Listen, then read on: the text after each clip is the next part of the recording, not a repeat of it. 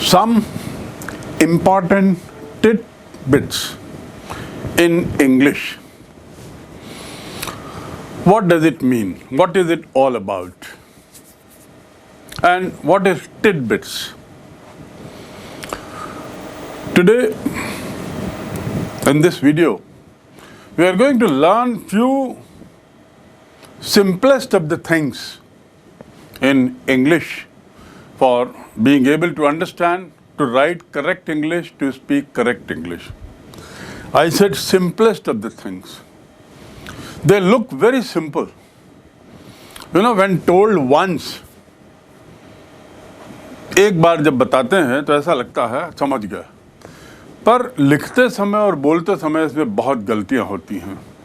तो ऐसे कुछ बहुत साधारण लेकिन अत्यधिक महत्वपूर्ण इंग्लिश के कुछ ग्रामर के टिप्स आपको दे रहे हैं। इसको गौर से सुनिएगा, समझने की कोशिश करिए, और if you have understood all this, then your grammar becomes relatively much easier, your English becomes much easier. Except for vocabulary, you would have done most of it out here.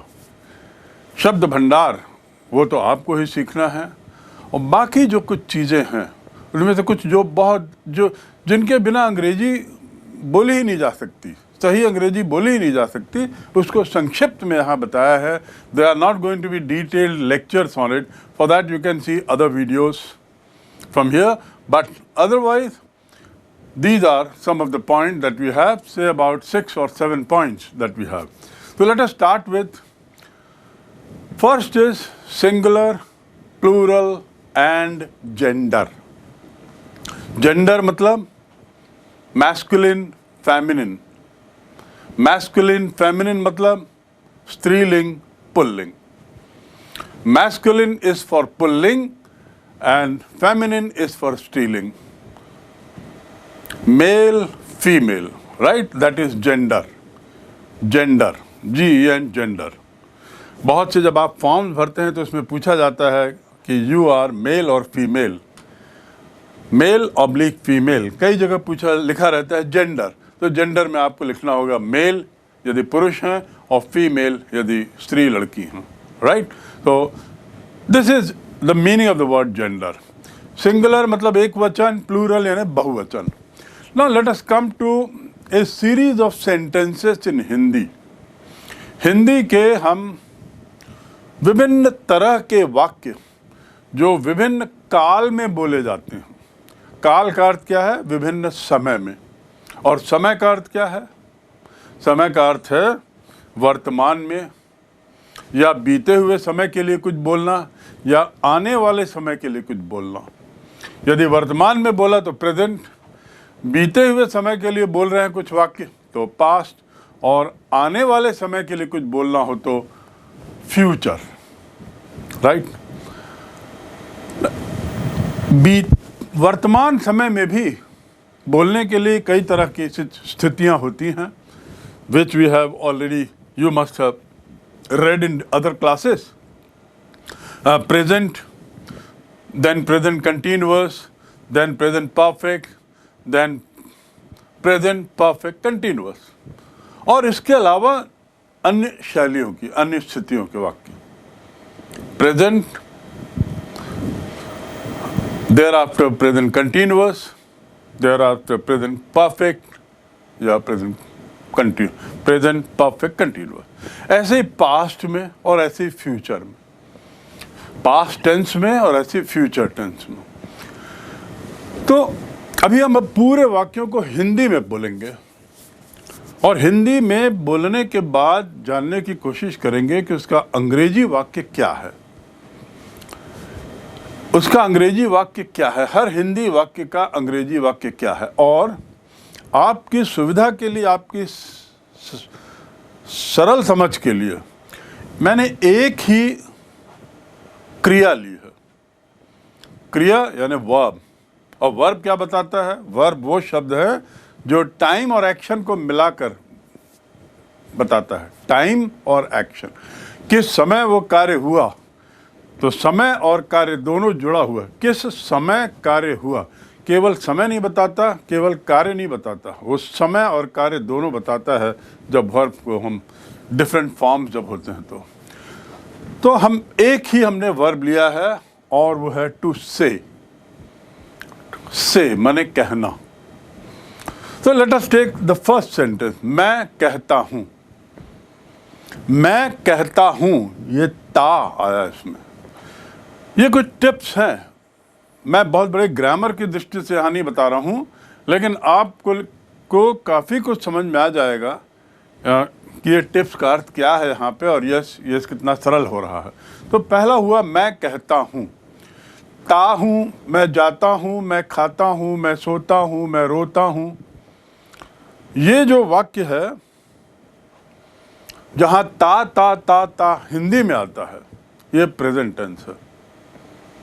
और जब इसको हम लिखते हैं मैं कहता हूँ, तो मैं मतलब क्या हुआ, आई, कहता हूँ मतलब से, यानी आपको वर्ब का फर्स्ट फॉर्म लगा देना है।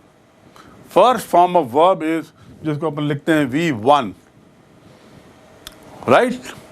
V1 की तरह डिनोट करते हैं फर्स्ट फॉर्म ऑफ वर्ब। मैं कहता हूँ, मैं जाता हूँ, आई गो, मैं खाता हूँ, आई ईट, मैं सोता हूँ, आई स्लीप, राइट। ये तो हो गया सबसे सिंपल फॉर्म। एक तरीके से इसमें आपको दिखेगा एक इनडेफिनेट एक आदत, मैं खाता हूँ, मैं सोता हूँ, मैं जाता हूँ, क्या दिखाता है, एक तरीके की आदत दिखाता है।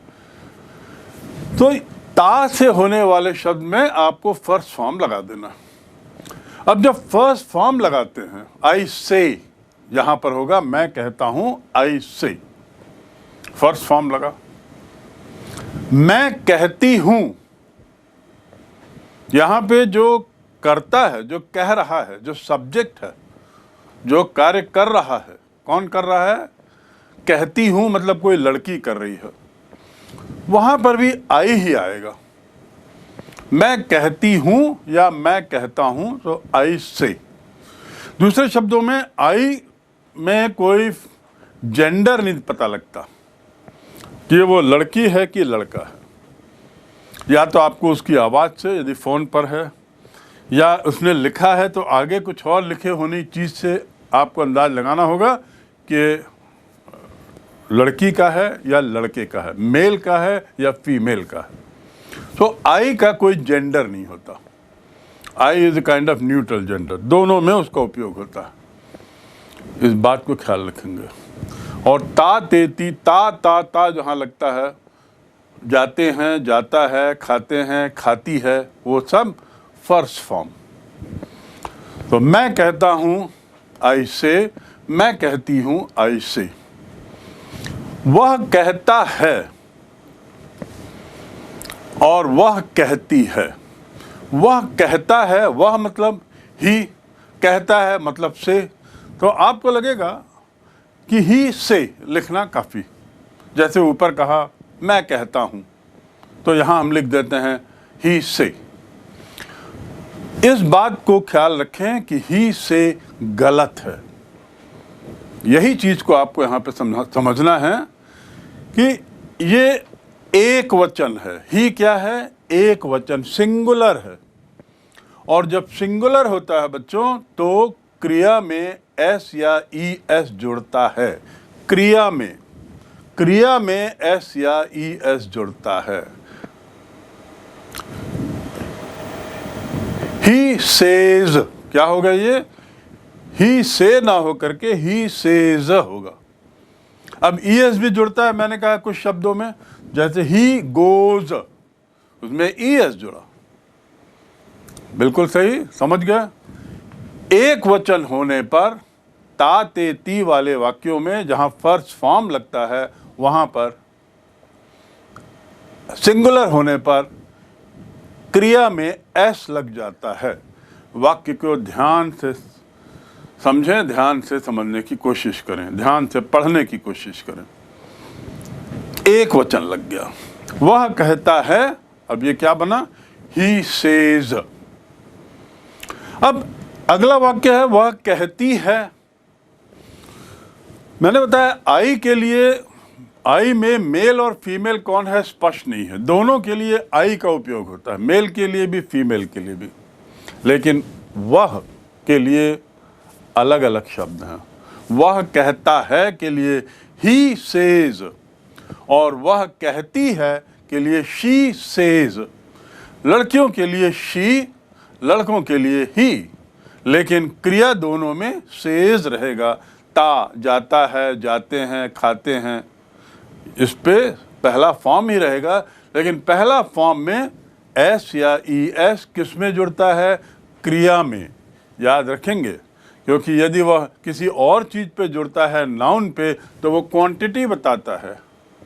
कैसे? पेन, पेन्स, पेन, उसमें पेन माने एक पेन, और उसमें एस जोड़ दिया तो पेन्स हो गया, बहुवचन। तो वो तो नाउन है, वो संज्ञा है। संज्ञा में एस जुड़ने से क्वांटिटी बताता है, एक से ज़्यादा। लेकिन क्रिया में यदि एस जुड़ता है तो एस जुड़ने पर, क्रिया में यदि आपने एस जुड़ा देखा तो समझ जाइए ये एक वचन है। और ही सेज है तो पुरुष के लिए, शी सेज है तो महिलाओं के लिए, लड़कियों के लिए, फेमिनिन है, फीमेल है। राइट? तो आप समझ गए, वह कहता है, वह कहती है, एक वचन, फर्स्ट फॉर्म, और ताते इसलिए फर्स्ट फॉर्म, एक वचन है इसलिए एस जुड़ेगा, और ही के लिए, पुरुष के लिए ही, और लड़कियों के लिए शी, जो कि आई में नहीं होता। आई में मैं लड़का भी हो सकता हूं, मैं लड़की भी हो सकता हूं। अगला वाक्य, वे कहते हैं। वे को क्या बोलते हैं अंग्रेजी में? वे कहते हैं। वे मतलब दूसरे लोग, तो वे कहते हैं। और कहते हैं के लिए मैंने बताया आपको क्या लगेगा? ताते से। सो दे से होगा कि दे सेज होगा? दे से होगा कि दे सेज होगा? दे से होगा, बिल्कुल सही, क्योंकि से में एस तब लगता है जब वह एक वचन है, और दे एक वचन है कि बहुवचन है? वे कहते हैं, वे लोग कहते हैं। दे मतलब बहुवचन, एक से ज्यादा लोग कहते हैं। तो दे से, तो वहां पर बहुवचन है, तो बहुवचन है तो क्रिया में एस नहीं लगता, और तातेती है तो फर्स्ट फॉर्म लगेगा। फर्स्ट फॉर्म है दे से। Clear? Step by step let us proceed, step by step, और हर वाक्य को बार बार समझने की कोशिश करें। मैं कहता हूं, आई से। मैं जाता हूं, आई गो। मैं खाता हूं, आई ईट। मैं सोता हूं, आई स्लीप। मैं कहती हूं, आई से। मैं जाती हूं, आई गो। मैं सोती हूं, आई स्लीप। वह कहता है, ही सेज। वह कहती है, शी सेज। वह जाती है, शी गोज। वह जाता है, ही गोज। वह सोता है, ही स्लीप्स। वह सोती है, शी स्लीप्स। वे कहते हैं, दे से। वे कहते, वे जाते हैं, दे गो की गोज? वे कहते हैं, दे से, तो वे जाते हैं, दे गो। वे खाते हैं, सो दे ईट। एस नहीं लगेगा क्योंकि एक वचन नहीं है, दे बहुवचन के लिए। राइट? अब आते हैं अगले, तुम कहते हो। तुम कहते हो। ते मतलब फर्स्ट फॉर्म, बिल्कुल सही। यहां यू के साथ भी वही बात है जो आई के साथ है। मैंने आपको बताया कि एक वचन यदि है तो क्रिया में क्या लगता है? एस। आई में एस लगा क्या? आई एक वचन है कि बहुवचन है? आई एक वचन है, लेकिन क्रिया के साथ, क्रिया के मामले में उसको बहुवचन जैसा ट्रीट करते हैं। सरल भाषा में मैं बता रहा हूं, ग्रामर की भाषा से हटके। आई से कि आई सेज, ना, आई सेज नहीं होता। आई जो है वह बहुवचन जैसा होता है, तो आई से। और जैसे आई बहुवचन जैसा माना जाता है एक वचन रहते हुए भी, ऐसे ही यू भी बहुवचन जैसा माना जाता है एक वचन होते हुए भी। यद्यपि यू और आई एक व्यक्ति को बताते हैं, लेकिन ग्रामर में, क्रिया में इसमें एस नहीं जुड़ता। क्लियर? तो यहां क्या होगा? तुम कहते हो, यू सेज होगा कि यू से होगा? यू से, तुम कहते हो, यू से। एक वचन रहते हुए भी बहुवचन जैसा ट्रीट। बहुवचन में एस नहीं लगता क्रिया में, यहां भी नहीं लग रहा है, राइट? तो तुम कहते हो, यू से। अब नाम पे आते हैं। चलिए, राम कहता है। राम कहता है, ता है तो फर्स्ट फॉर्म ही लगेगा। राम से होगा कि सेज होगा? राम सेज होगा, क्योंकि राम एक वचन है। बिल्कुल सही, राम एक वचन है, इसलिए राम सेज होगा। श्याम एक वचन है तो श्याम सेज होगा। मोहन एक वचन है तो मोहन गोज होगा, एस लगेगा, ईएस लगेगा। रवि एक वचन है तो रवि स्लीप्स होगा, एस लगेगा, राइट? सो यदि नाम है और एक वचन है तो ही के बदले नाम है। पुरुष का नाम है तो ही के बदले पुरुष का नाम है। और ऐसे ही लड़की का नाम यदि है तो वहां भी एक वचन है। Sita goes, Sita sleeps, Sita jumps, Sita eats, Sita dances, E S लग गया, क्योंकि डांस में एस जोड़ेंगे तो डांस डबल नहीं बोल पाते, इसलिए वहां ई एस लगा। सीता डांसेस, सीता ब्रेक्स, तोड़ती है, तो एस लगा एक वचन पे।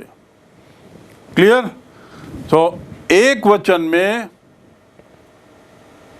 सब्जेक्ट जो है वो ही हो यदि सिंगुलर हो, या शी हो सिंगुलर है, राम हो सिंगुलर है, श्याम हो सिंगुलर है, सब में ता ते ती की स्थिति में ई एस लगता है, और यदि वो बहुवचन है तो नहीं लगता।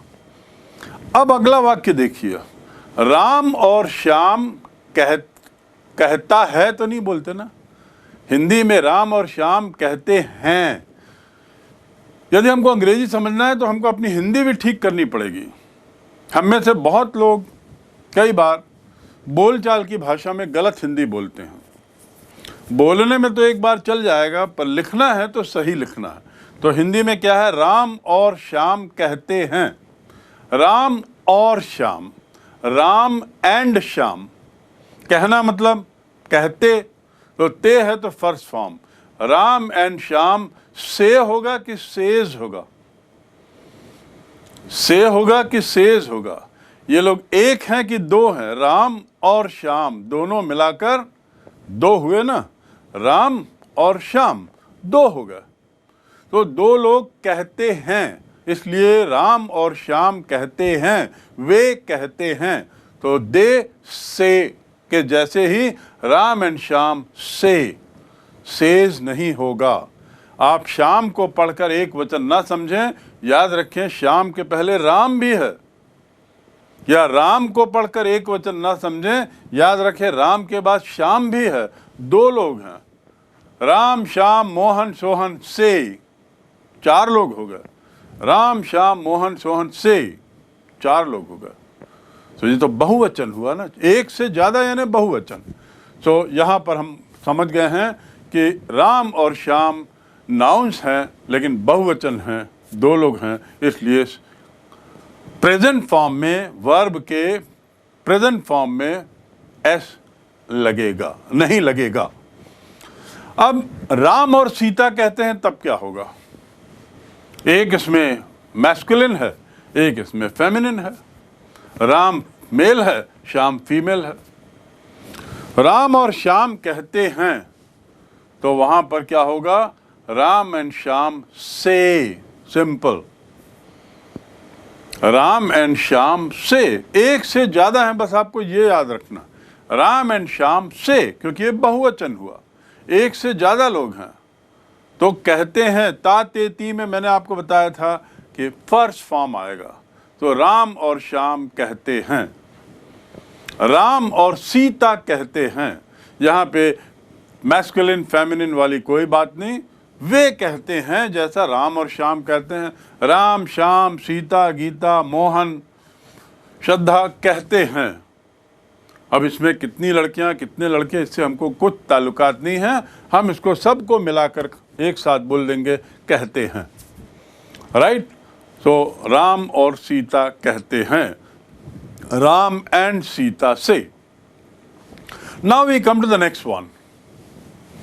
ये तो हो गया प्रेजेंट में, ये मैं केवल उन्हीं वाक्यों को ले रहा हूं, केवल उन्हीं उदाहरणों को ले रहा हूं, या वर्ब के उन्हीं फॉर्म्स को ले रहा हूं जो हमको डे टू डे लाइफ में काम आते हैं। यदि इतना हमने सीख लिया तो आगे कॉम्प्लेक्स सेंटेंसेस जो हैं वो सरल हो जाएंगे और अपने आप वो सीख लेंगे। कॉम्प्लेक्स सेंटेंस कम बोलते हैं, सामान्यतः हम सिंपल सेंटेंस बोलते हैं, एक एक वाक्य वाले। तो इसको हम सीख लें, इसको यदि हम पकड़ लें तो अपने आप हम आगे अंग्रेजी को अपनी मजबूत कर सकते हैं।